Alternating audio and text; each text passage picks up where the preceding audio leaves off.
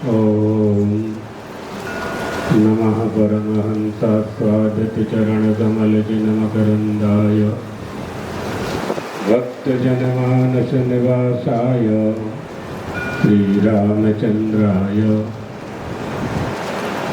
श्रीराम जय राम जय जय राम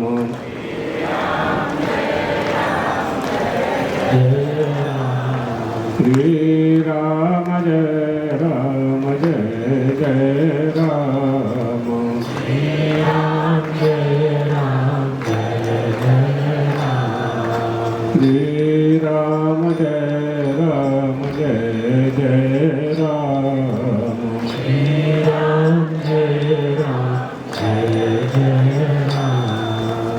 धर्म की अधर्म का प्राणियों में विश्व का कल्याण हो। गौ माता की आनंद गंध भगवान रामचंद्र की जय हो।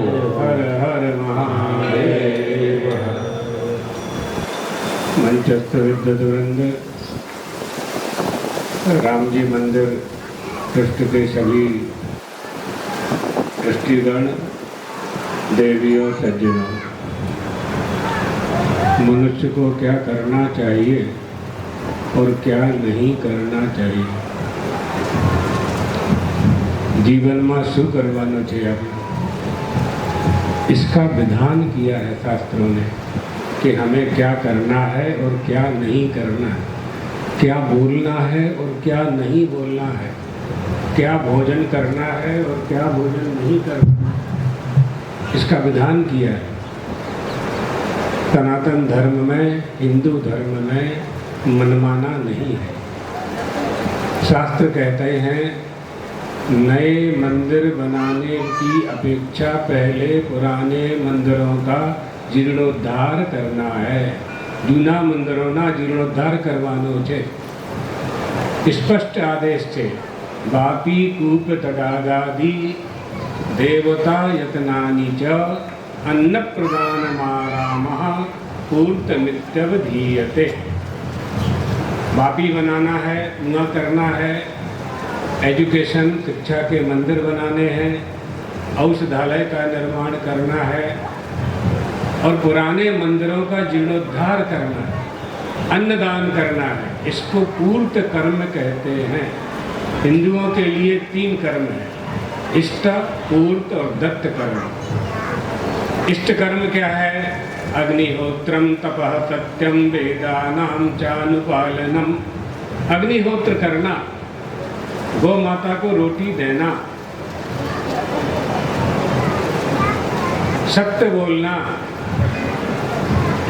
अग्निहोत्रम तपः सत्यम। जो अधिकार प्राप्त है, जिनका यज्ञोपवीत है, उनको गायत्री की माला करना, नित्य कर्म करना, भगवान सूर्य को अर्घ देना और मंदिरों में जाकर के देवताओं की आराधना करना, ये इष्ट कर्म है। अग्निहोत्रम तपः सत्यम वेदानां चानुपालनम। अतिथि की सेवा करना। हमारे घर से कोई भूखा नहीं जाना चाहिए। हम सब सनातन धर्मावलंबी हैं, हिंदू हैं। हिंदुओं के ये धर्म बताए जा रहे हैं शास्त्रों में, ये करना है हमें। तो तीसरा बताया है दत्त कर्म। शरणागत संत्राण। कोई शरण में आ गया है तो उसकी रक्षा करना है। अगले शरणागतनी रक्षा करवानी चाहिए, चाहे गम्य से कोई हो। अगर तुम्हारी शरण में आ गया है तो उसकी रक्षा करना तुम्हारा कर्तव्य है।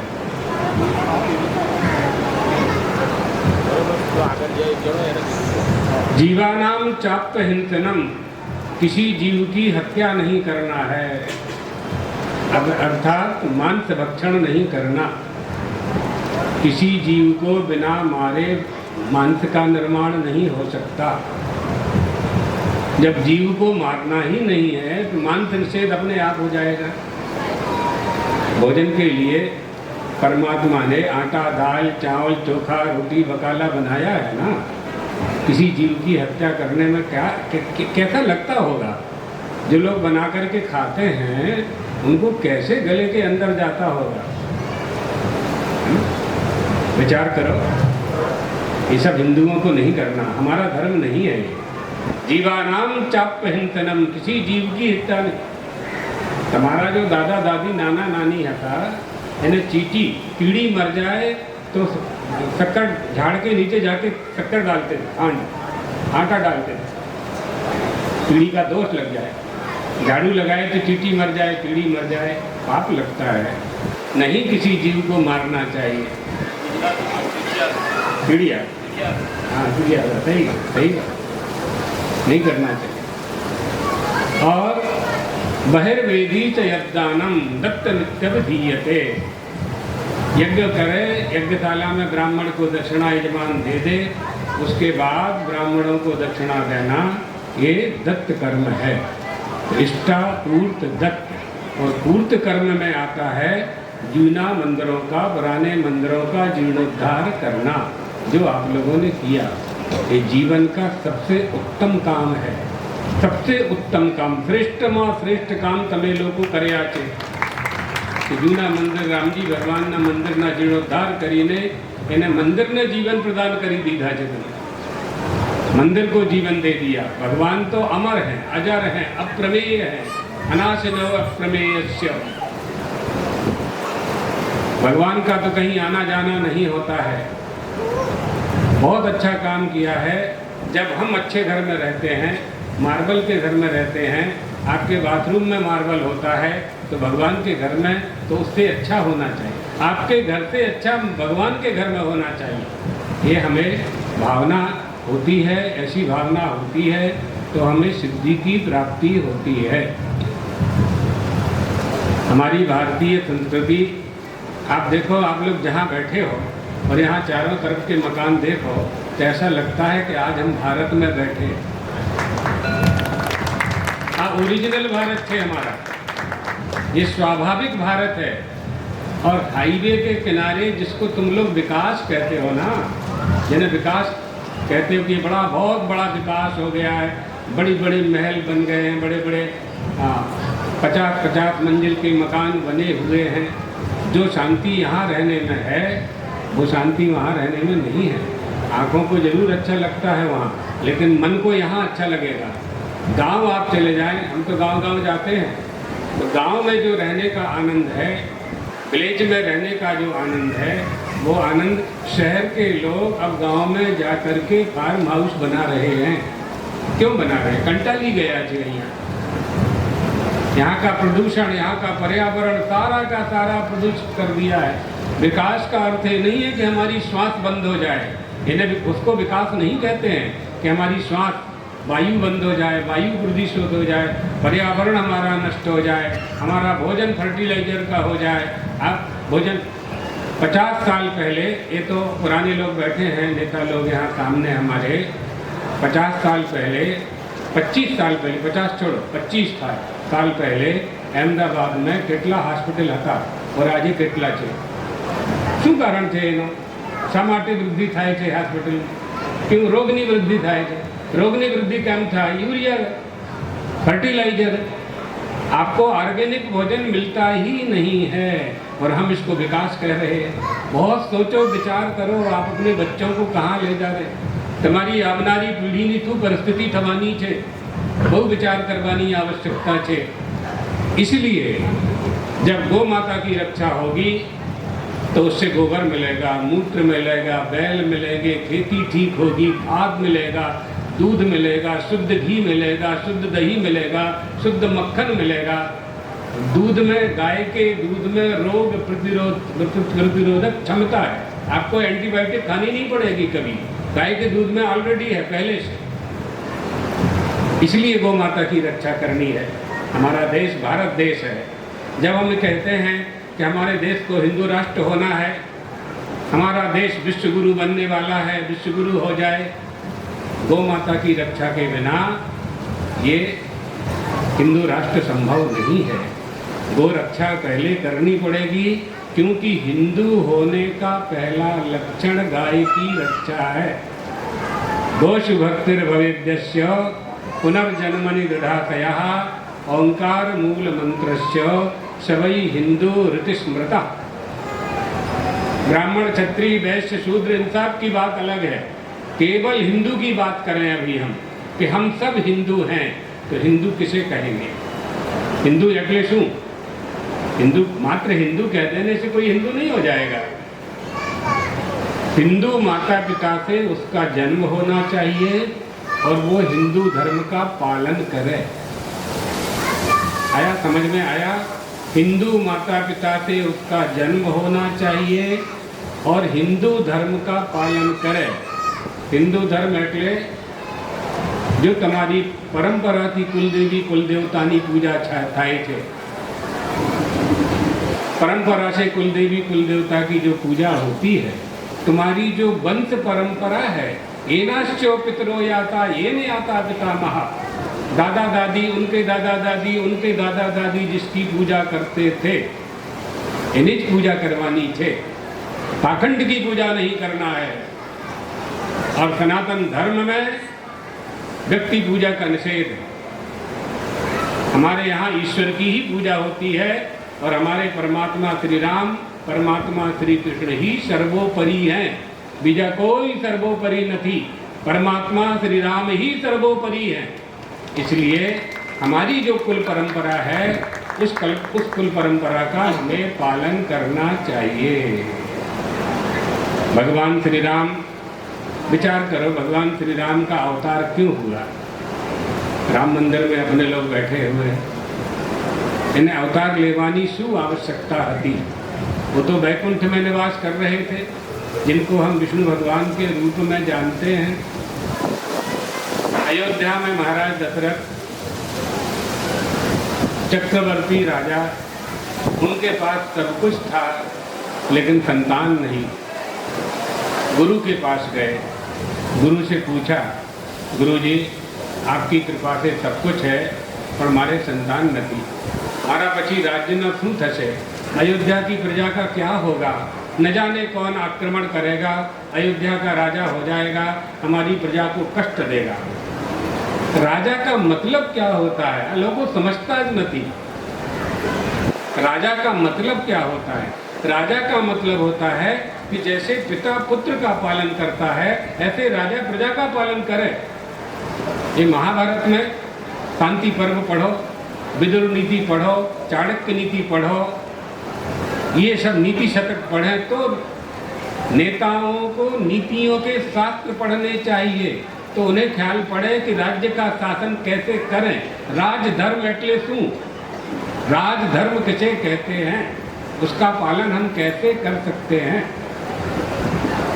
ये ज्ञान जब होगा तो देखो महाराज दशरथ के मन में क्या ख्याल आया तो मारा पछी मारी प्रजा नु शू थशे। कितना सुंदर प्रश्न। हमारे मरने के बाद कुछ भी हो हमें क्या लेना देना, लेकिन नहीं, राजा का ये कर्तव्य है कि मेरे न रहने पर भी मेरी प्रजा को कोई तकलीफ ना दे, कोई कष्ट ना दे। ऐसा राजा मेरी सिंहासन पर ना बैठे जो हमारी प्रजा पर अत्याचार कर। लाखों हाथियों का भार सहन कर सकती हूँ लेकिन मुझसे रावण का भार सहन नहीं होता, पापी का भार सहन नहीं होता। देवताओं ने कहा, ब्रह्मा जी ने वरदान दिया है रावण को, सारे मिलकर के ब्रह्मा जी के पास गए। ब्रह्मा जी ने कहा मैंने वरदान दिया है तो मैं तो काट नहीं सकता, चलो भगवान विष्णु के पास चले। ब्रह्मा जी, गौ माता और देवता मिलकर के बैकुंठ में भगवान विष्णु के पास जाकर के प्रार्थना करते। सुर मुनि गंधर्वा मिलकर सर्वा गए विरंच के लोका, संग गोतन धारी भूमि विचारी परम विकल भई शोका। ब्रह्मा तब जाना मन अनुमाना मोर कछु न बसाई, जाकर तय दासी सो अविनाशी हमरो तोर सहाई। भगवान ने प्रार्थना सुनी, दर्शन नहीं दिया किसी को, आकाशवाणी हुई, चिंता मत करो हम जन्म लेंगे। ब्रह्मा जी ने कहा मनुष्य के रूप में जन्म लेना पड़ेगा। भगवान ने कहा हमने वचन दे दिया हम मनुष्य के रूप में आएंगे। भगवान ध्यान करने लगे, पृथ्वी का भार उतारना है, देवताओं को वचन दे दिया है, हम किसे पिता बनाए। શું अर्थ છે? हमारे माता पिता अच्छे होने चाहिए, हमारे माता पिता सदाचारी होना चाहिए, हमारा गुरु आदर्शवान होना चाहिए, हमारा राजा प्रजा का पालक होना चाहिए, हमारे राजा में लोक भावना के सम्मान करने की तीव्र इच्छा होनी चाहिए। प्रजा क्या चाहती है? जो प्रजा चाहती है वो राजा करे। यानी बहुमत का ये अर्थ नहीं है कि बहुमत के आधार पर आप राजा बन जाएं, आप मंत्री बन जाएं, एमएलए बन जाएं, एमपी बन जाएं, सीएम पीएम बन जाएं, तो प्रजा की भावना का त्याग कर दें। ये अर्थ नहीं है राजा का, ये अर्थ नहीं है। बहुमत का तात्पर्य है कि प्रजा की लोक भावना क्या है, उस लोक भावना का आदर करना नेता का कर्तव्य है। और ये कर्तव्य वही नेता कर सकता है जिसमें नीति हो, और नीति कहते हैं धर्म को। जो धर्म का पालन करे वही प्रजा का पालन अच्छी तरह से कर सकता है। तो भगवान विचार करने लगे कि हम किसको पिता बनाएं। हम जगत के पिता हैं, हम किसको पिता बनाएं। नेत्र बंद करके बैठे हुए थे, उसी समय उन्होंने देखा अयोध्या में, क्यों बंद करवाना चाहिए। तो नेत्र बंद करके उन्होंने देखा, तो देखा कि सरयू के किनारे यज्ञशाला बनी हुई है। उस यज्ञशाला में उत्कृष्टि यज्ञ हुआ है, पूर्णाहुति हुई है। यज्ञ नारायण भगवान अब प्रकट हुए हैं यज्ञ कुंड में से। उनके हाथ में पात्र है, सोने का पात्र है, उसमें तस्मई એટલે खीर थे, खीर, और वो राजा दशरथ को दे रहे हैं। भगवान ने सोचा राजा दशरथ के जैसा धर्मात्मा व्यक्ति नहीं मिलेगा, इसी को अपना पिता बना लेते हैं, इसको अपना बाप बना लेते हैं। तुरंत अपने ही 4 विभाग करके तस्मई में जा करके भगवान बैठ गए। वैकुंठ में निवास करने वाले वैकुंठाधिपति परब्रह्म परमात्मा अपने ही 4 रूप बना करके तस्मई में बैठ गए। यज्ञ नारायण भगवान ने कहा अपनी रानियों को तस्मई दे दो। महाराज दशरथ ने महल में जाकर के अपनी 3 रानियों को खीर का तस्मई का विभाग करके इना भागपाड़ी ने आपी दी। तब भगवान का अवतार विप्रधैनु सुर संत हित लीन अनुज मनुज अवतार। धैनु, धैनु यानी गौ माता, विप्र धैनु सुर संत हित, संतों की रक्षा करने के लिए, देवताओं की रक्षा करने के लिए, ब्राह्मणों की रक्षा करने के लिए, गौ माता की रक्षा करने के लिए, गौ माता की रक्षा के लिए भगवान का अवतार होता है। अयोध्या में राम मंदिर बन गया। राम मंदिर क्यों बना अयोध्या में? क्योंकि वहाँ भगवान श्री राम का अवतार हुआ था, उनका जन्म हुआ था। क्यों जन्म हुआ था? क्यों जन्म हुआ था भगवान का? विचार तो करो, विचार करता ज नहीं। भगवान का जन्म क्यों हुआ था? जहां लिखा है कि भगवान का जन्म हुआ, ज्या लखेल छे भय प्रगट कृपाला दीन दयाला कौशल्या हितकारी, वहीं लिखा है विप्र धैनु सुर संत हित। भगवान का अवतार धैनु गौ माता की रक्षा के लिए होता है। जब भगवान श्री राम का अवतार अयोध्या में हुआ, वहाँ के मंदिर को विधर्मियों ने नष्ट किया, फिर वहाँ नए मंदिर का निर्माण हो गया, भगवान वहाँ आ गए, पूरे देश को प्रसन्नता हुई, अच्छी बात है। लेकिन गौ माता का क्या है? भगवान का अवतार क्यों हुआ हमने बता दिया, धैनु की गौ माता की रक्षा के लिए। और भगवान अयोध्या में बैठ गए और गौ माता रखड़े थे सड़क ऊपर, गौ माता की रक्षा कौन करेगा? जिस हेतु से मंदिर का निर्माण होता है, जिस हेतु से पाठशाला गुरुकुल विद्यालय का निर्माण होता है, जिस हेतु से हॉस्पिटल का एजुकेशन शिक्षा के केंद्र का निर्माण होता है, वो हेतु वहाँ पूरा होना चाहिए। मंदिर का हेतु क्या है? भगवान श्री राम की स्थापना, वो स्थापना जब हो गई तो गौ माता की रक्षा भी होनी चाहिए, क्योंकि गौ माता की रक्षा के लिए ही, संत की रक्षा के लिए ही, देवताओं की रक्षा के लिए ही मंदिरों का निर्माण होता है और भगवान की हम इतला माटे आराधना करते हैं। बहुत बड़ा मंदिर बना लें, 10,000 करोड़ का बना लें, अच्छा अच्छा मार्बल लगा दें, पूरे का पूरा सोने से मढ़ दें, वो नेत्रों को, आंखों को अच्छा लगेगा। अगर आराधना होनी चाहिए, हम इसे विकास नहीं कहते, ये विकास के नाम पर पैसा कमाने का धंधा है, विकास के नाम पर ये धंधा करवानी बात है, इसलिए ये विकास नहीं है, इसको विकास नहीं कहा जा सकता। विकास कब होगा? जब धर्म का संदेश उस मंदिर से निकले, गौ माता की रक्षा का संदेश वहाँ से निकले, वहाँ संत महात्मा बैठ करके मंदिरों में प्रवचन करें, संत महात्मा बैठ करके रामेश्वर में, द्वारका में, जगन्नाथपुरी में, बद्रीनाथ में, तिरुपति में, अयोध्या में, काशी में बैठ करके संतों का संदेश वहाँ से निकले, आध्यात्मिक शक्ति वहाँ से प्राप्त हो, आध्यात्मिक ऊर्जा, सकारात्मक ऊर्जा प्राप्त हो। सकारात्मक ऊर्जा कब प्राप्त होगी? जब वहाँ तपस्वी लोग निवास करेंगे। रेस्टोरेंट में नहीं मिलेगा।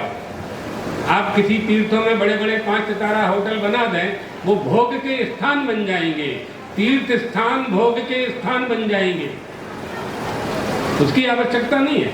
एना माटे तो गोवा, काश्मीर, शिमला क्या क्या जाओ तो तमिल लोग छेद न क्या, हम तीर्थ स्थान में क्यों जाते हैं?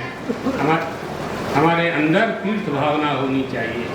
तीर्थ का अर्थ होता है तारने वाला क्षेत्र, जो हमें तारता है, जो हमें लोक और परलोक, लोक हमको प्राप्त हो गया है, लोक जाने, लोक में से परलोक का निर्माण करना है, लोक से परलोक का निर्माण करना है। स्वर्ग जावा माटे कहीं दादरा नहीं, स्वर्ग जाने के लिए सीढ़ी नहीं है। कौन बताएगा कि स्वर्ग जाना है, कैसे जाना है?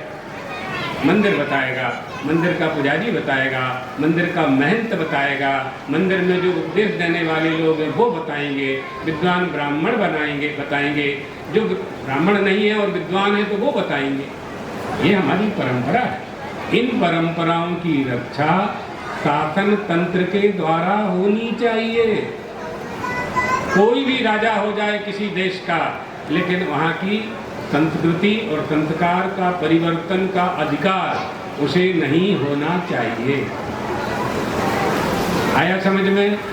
किसी भी देश का कोई राजा हो जाए, लेकिन उस राजा को उस देश की प्राचीन परंपरा, प्राचीन संस्कृति, संस्कारों को परिवर्तित करने की अनुमति नहीं प्राप्त होना चाहिए। अगर ये लोकतंत्र है तो लोकतंत्र में प्रजा ही राजा का निर्माण करती है। जिनके पास बहुमत है ये राजा, तो जिसके पास बहुमत है वो राजा है। तो बहुमत देने वालों को विचार करना चाहिए कि यहाँ हमारे धर्म की रक्षा होगी, हमारे संस्कारों की रक्षा होगी, हमारे संस्कृति की रक्षा होगी, गौ माता की रक्षा होगी, हमारे मंदिरों की रक्षा होगी, तो स्वागत होना चाहिए। हम परंपरा से धर्म का पालन करते हैं, हमें कैसे मालूम पड़ा कि हम हिंदू हैं? शु प्रमाण से कि तुम्हें हिंदू छो? जिस विषय का जिस प्रमाण से जो वस्तु सिद्ध होती है, उस वस्तु को उसी प्रमाण से सिद्ध करेंगे, तभी आप वह वस्तु में प्रामाणिकता की प्राप्ति करेंगे। तो हम हिंदू हैं, इसमें क्या प्रमाण है ना? तो इसमें माता पिता ही प्रमाण हैं, हमारे दादा दादी नाना नानी ही प्रमाण हैं। जिन माता पिता से हमने जन्म लिया है और वो माता पिता हिंदू हैं, तो हम भी हिंदू हो गए ना। तो हिंदू धर्म हमारे पास कहाँ से आया? बहुत सरल भाषा में बात करूं, जो हमारे जैसा सरल भाषा में कोई आचार्य आपको नहीं सुनाएगा।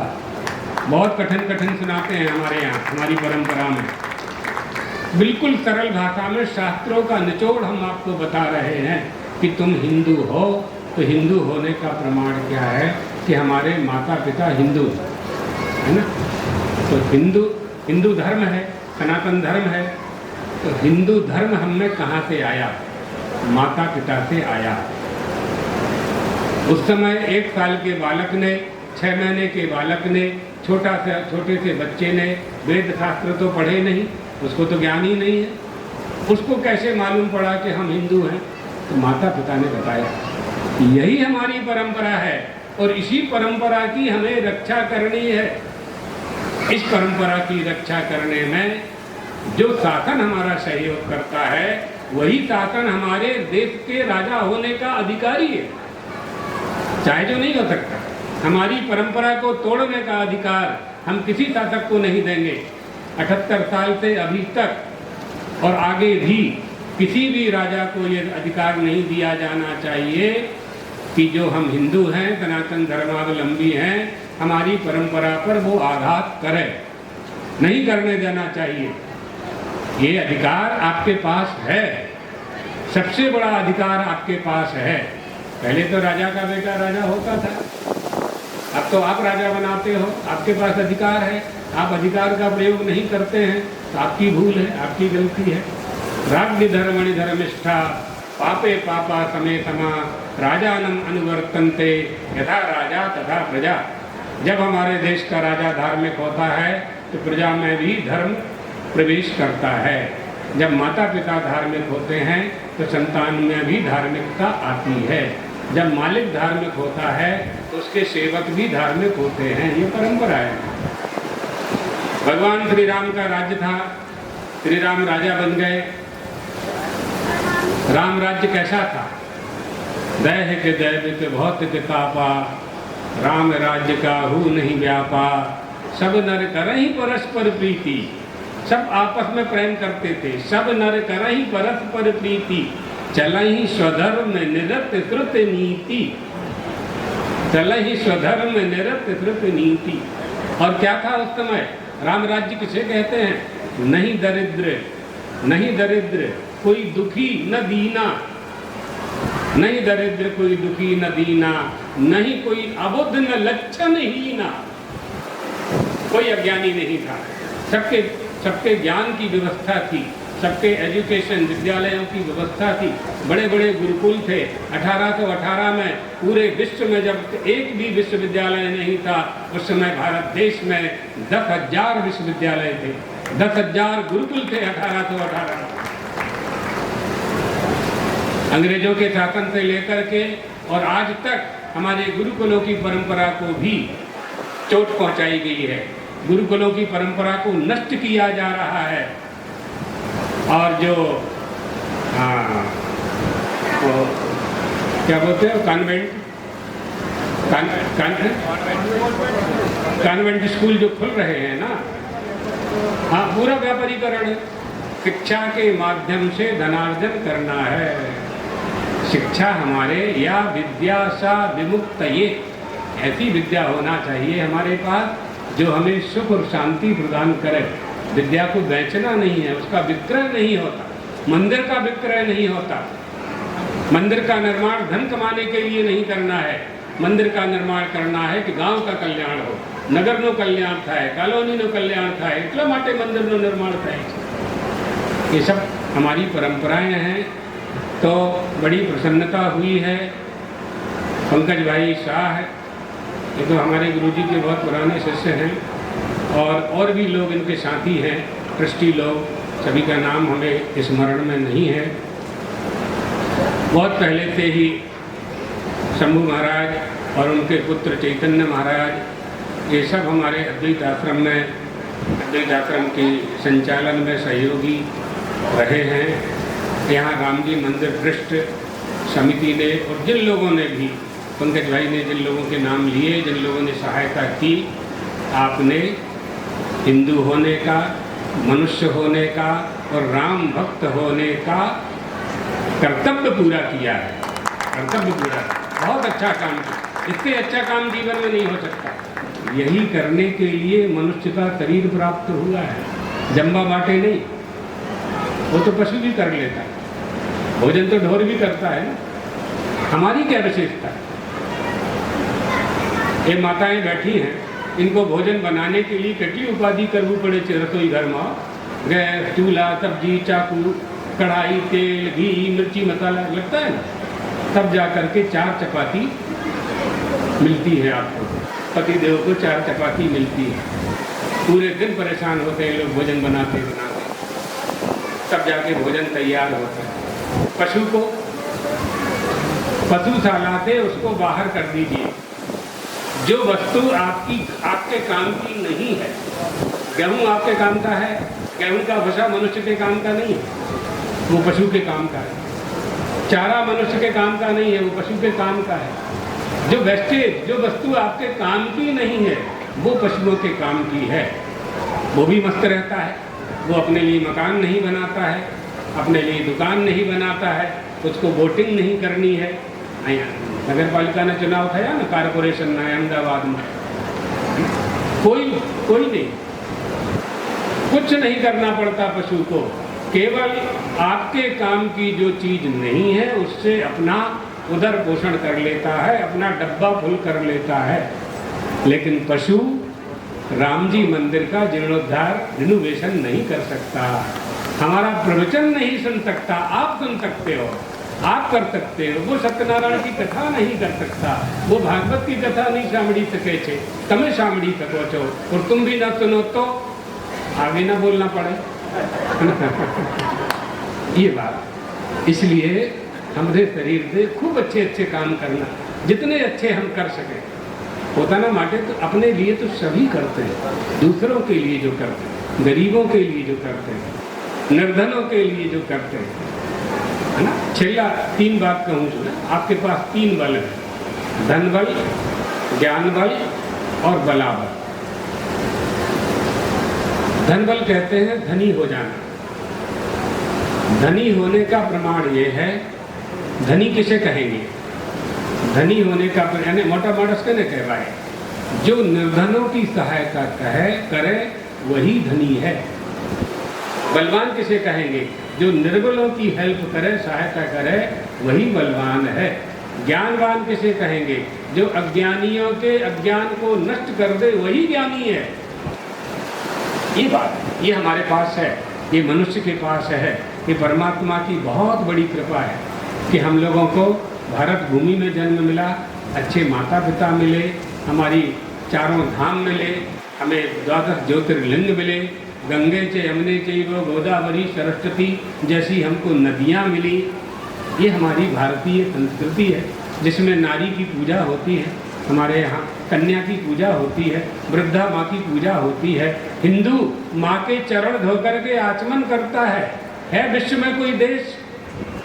विश्व में कोई देश है जो अपनी माँ के चरण के पैर धोकर के आचमन करता हो? हमारे भारत में होता। नवरात्रि में 8 में तमें लोग कन्या पूजा करो छो, पाठ प्रक्षालन करते हो कि नहीं करते? कहाँ मिलेगा यार? इस संस्कृति की रक्षा होनी चाहिए, इस संस्कृति की रक्षा होनी हमें भी करना है, जो हमारे शासन करने वाले हैं उनको भी करना है, जो शिक्षा देने वाले हैं उनको भी करना है, माता पिता को भी करना है और गुरु को भी करना चाहिए।